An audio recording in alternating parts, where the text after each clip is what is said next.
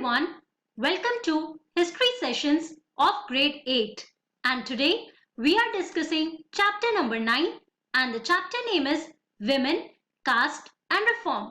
This is your 6th session. तो बच्चों class 8 का सब्जेक्ट हिस्ट्री डिस्कस कर रहे हैं और इसमें चैप्टर नंबर 9 डिस्कस कर रहे हैं. चैप्टर का नाम है Women, Caste and Reform और ये आपका 6th सेशन है. So let's start with it. तो बच्चों एक बार ब्रीफ रिकैप कर लेते हैं कि लास्ट क्लास में हम लोगों ने क्या क्या कंप्लीट कर लिया था and after that we will continue with our discussion.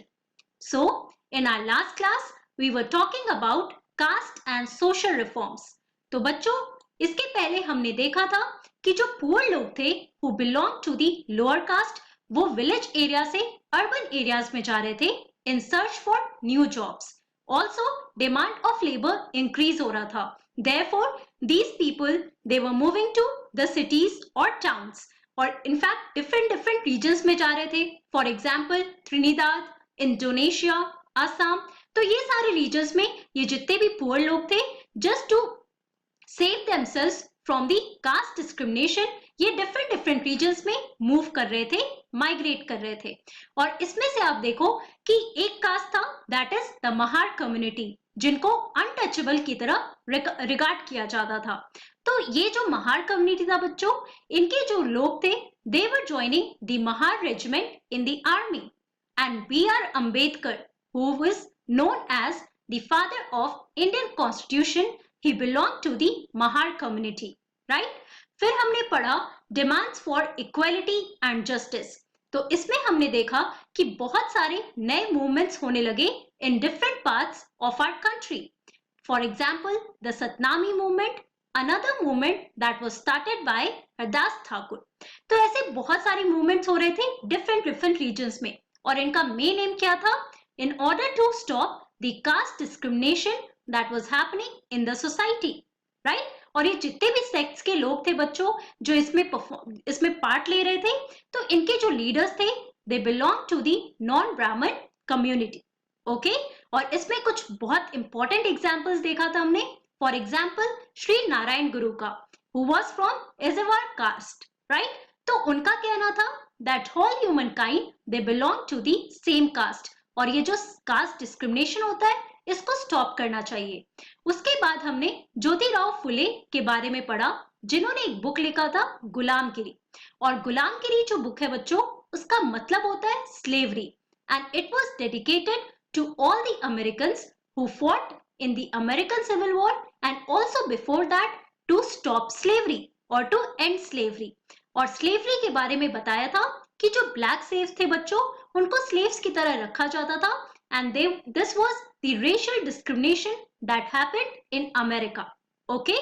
और इसमें आप लोग देखो कि एक link establish किया गया था between the lower caste of Indian society and the black slaves in America. तो ये सारे important points last class में हमने complete किया था. अब हम बात करते हैं हमारे next सब topic की जिसका यहाँ topic है Who could enter temples. तो क्या आपको पता है कि जब हम पुराने टाइम की बात करते हैं तो हमने ये भी देखा था जो untouchables थे उनको temples में entry allowed नहीं थी. राइट. तो ऐसे बहुत सारे टेम्पल एंट्री मूवमेंट शुरू किए गए थे. अब इनके बारे में ही हम यहाँ पर पढ़ने वाले हैं.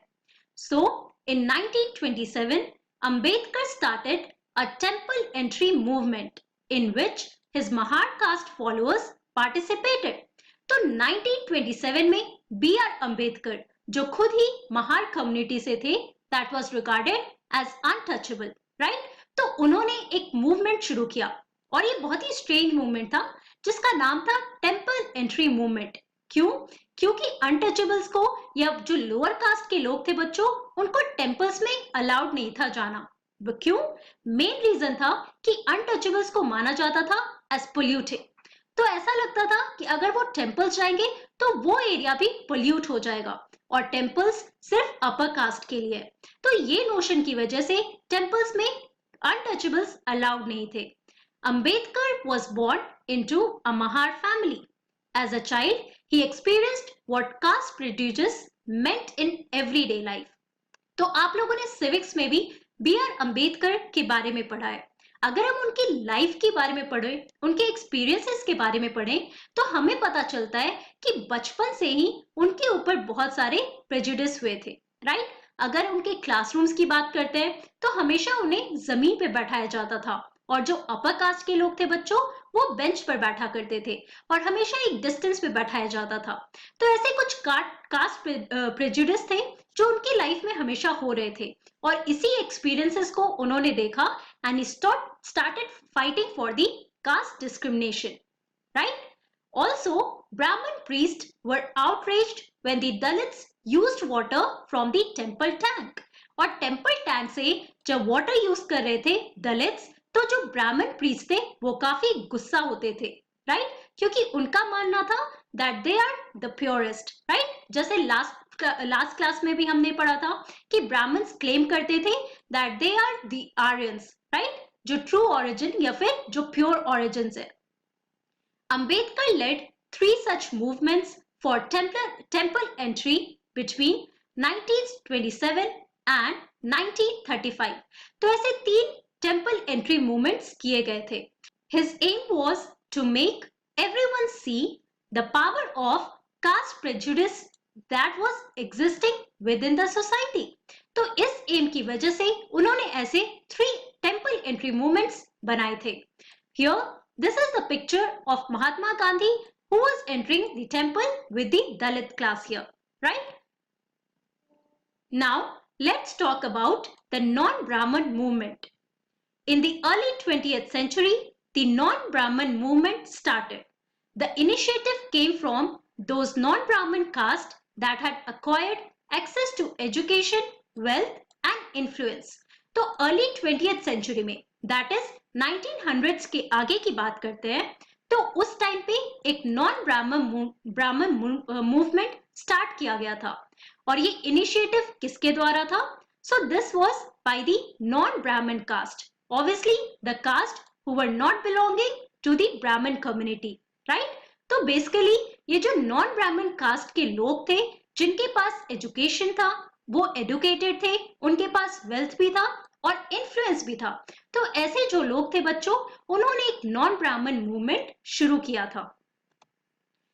They argued that Brahmins were heirs of Aryan invaders from the north who had conquered southern lands from the original inhabitants of the region, that is the indigenous Dravidian races.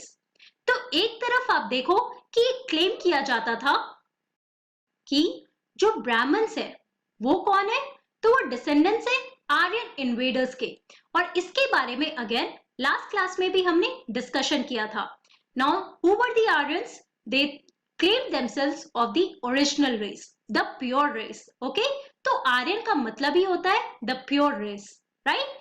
तो आर्यन इन्वेडर्स जो Indian subcontinent में different region से आए थे as foreigners, उन्होंने इस पूरे reason को इन्वेड किया था, है ना।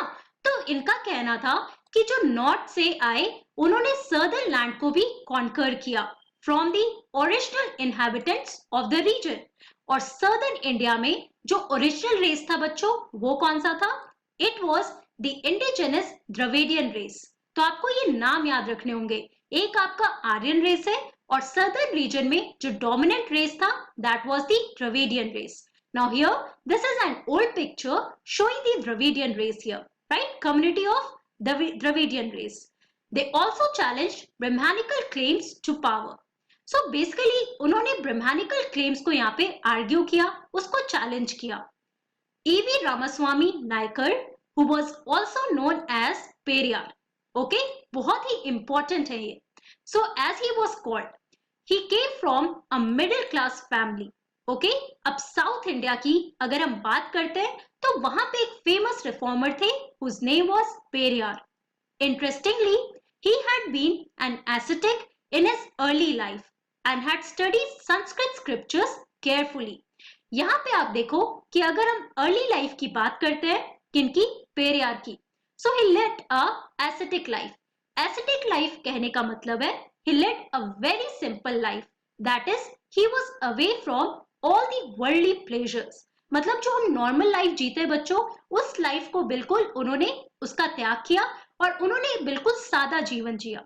राइट? और ये बेसिकली होता है रिलीजियस रीजंस की वजह से, है ना?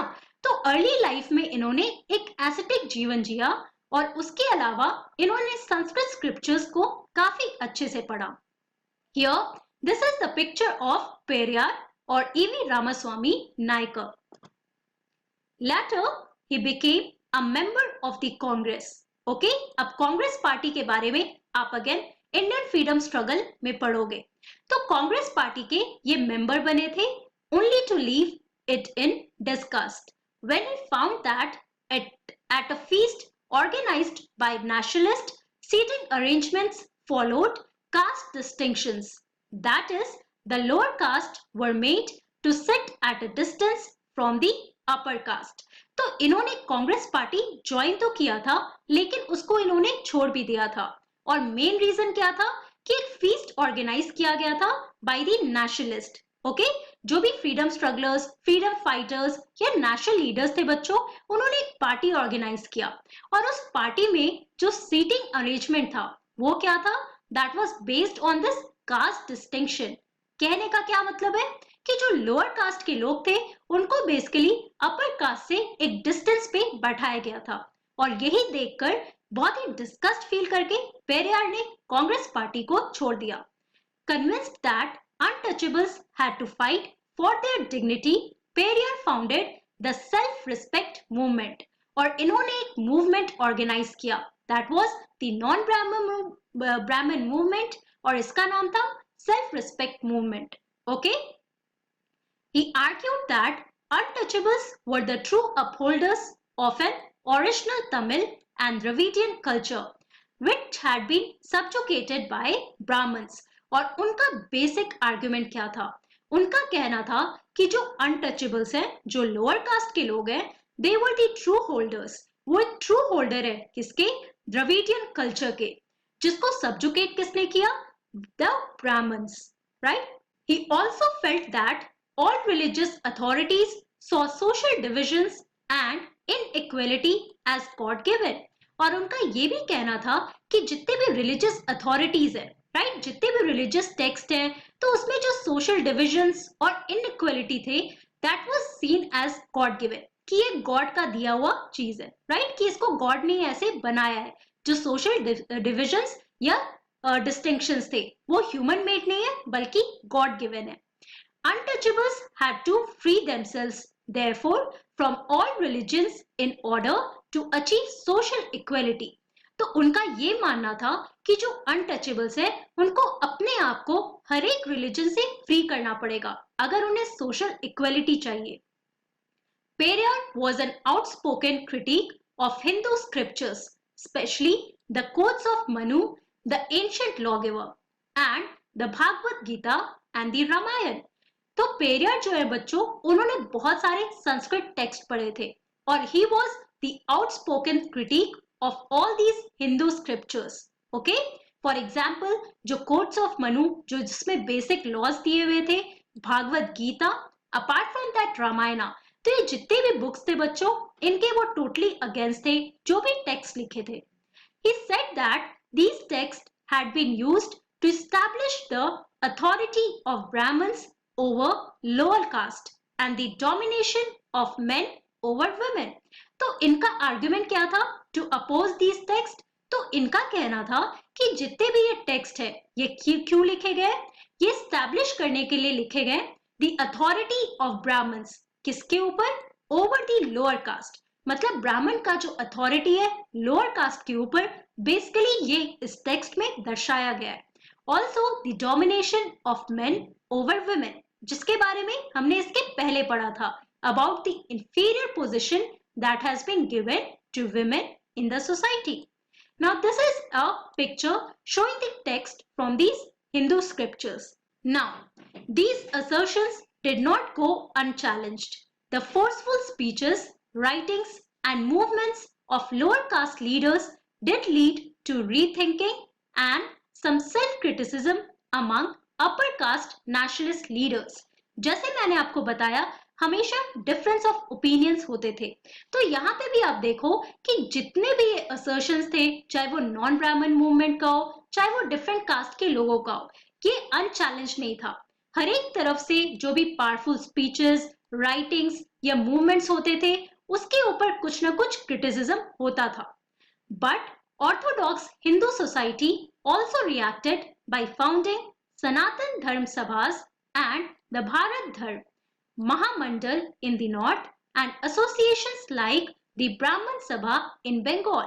अब जो ऑर्थोडॉक्स हिंदू सोसाइटी थे, जो डोमिनेशन ऑफ ब्राह्मण्स के ऊपर बिलीव करते थे, राइट. सो बेसिकली ये जो ऑर्थोडॉक्स हिंदू सोसाइटी है, इन्होंने भी इसके ऊपर रिएक्ट किया to the lower caste movements. और बहुत सारे सभा या धर्म सभा बनाए गए थे, जैसे सनातन धर्म सभा या भारत धर्म महामंडल. उसके अलावा ब्राह्मण सभा इन बंगाल, राइट. तो आप देख सकते हो हर एक तरफ डिफरेंस ऑफ ओपिनियंस और डिफरेंट नोशंस होते थे, राइट.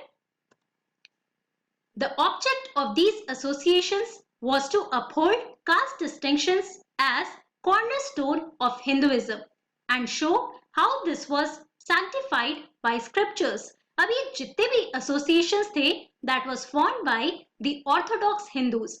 तो इनके एसोसिएशन में इनका मेन ऑब्जेक्टिव क्या था बच्चों? बेसिकली ये शो करना कि जो कास्ट डिस्टिंक्शन है वो हिंदुइज्म का एक कॉर्नरस्टोन है. ऑल्सो हमारे स्क्रिप्चर्स में इनको सैंक्टिफाई किया गया है, मतलब हमारे स्क्रिप्चर्स ये कास्ट डिस्टिंक्शन को सपोर्ट करते हैं. ये मेन ऑब्जेक्टिव था इन धर्म सभास का. Now debates and struggles over caste continued beyond the colonial period and are still going on in our times. Right. अब ये कंक्लूजन होता है हमारे चैप्टर का कि जो हम डिबेट पढ़ रहे हैं between the upper caste, the lower caste, जो कास्ट डिस्टिंक्शन है, कास्ट सिस्टम है सोसाइटी में, या over the position of women, ऐसा डिबेट जो है वो कॉलोनियल पीरियड में भी हो रहा था और उसके बाद भी चलता रहा. ऐसे रिफॉर्म्स भी आए, बहुत सारी चेंजेस हुई हमारी सोसाइटी में. लेकिन आज के डेट में भी अगर हम बात करते हैं तो मॉडर्न इंडिया में तो बहुत सारे ऐसे रिफॉर्म्स अभी आना बाकी है. आज के डेट में भी आप देखोगे कि दलित को कहीं ना कहीं ऑप्रेस किया जाता है. तो आज के डेट में भी बच्चों हमारी सोसाइटी में ऐसे कास्ट डिस्टिंक्शंस एग्जिस्ट करते हैं, right. So please understand this chapter here and the main motive as in what this chapter is trying to make you understand. तो बच्चों आज की क्लास में हमने क्या पढ़ा? We learned about who could enter temples, जिसमें हमने पढ़ा that B.R. अम्बेडकर ने बहुत सारे मूवमेंट शुरू किए थे और एक मूवमेंट था टेम्पल एंट्री मूवमेंट. फिर हमने नॉन ब्राह्मण मूवमेंट के बारे में पढ़ा और इसी तरह हमारा ये चैप्टर कंप्लीट होता है. So please go through your NCERT book और जो भी इंपॉर्टेंट पॉइंट्स मैंने बताए हैं उसको आप अच्छे से पढ़ो. बहुत सारे फैक्ट्स दिए हुए हैं, उन सारे फैक्ट्स को पढ़ो और एंड में बुक के बहुत सारे सभास एसोसिएशंस के बारे में बताए गए. So please go through that. That's all for today. Thank you very much. Have a nice day.